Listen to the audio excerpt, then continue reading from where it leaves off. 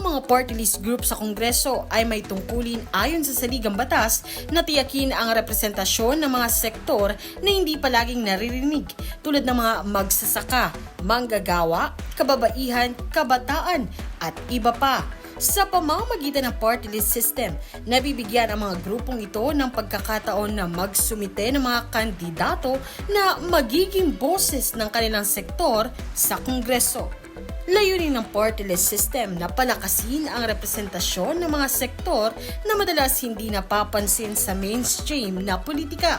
Binibigyan ito ng pagkakataon ang mga grupong tulad ng mga magsasaka at mga may kapansanan para maiparating ang kanilang mga pangangailangan at issue sa bansa.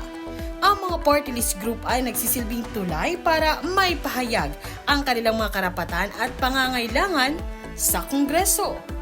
Mahalaga ang papel ng mga party list groups sa pagbibigay ng boses sa mga marginalized sector at pagtutok sa kanilang mga isyong madalas na hindi nabibigyan ng pansin, tulad ng sa mga magsasaka at katutubong komunidad.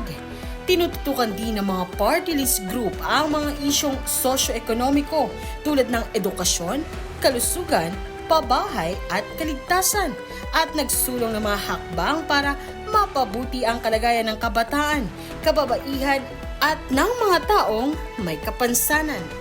Sa pamamagitan ng party list system, pinapalakas ang demokratikong representasyon at napapalakas ang boses ng mga sektor na hindi kayang palakasin ng malalaking partido politika.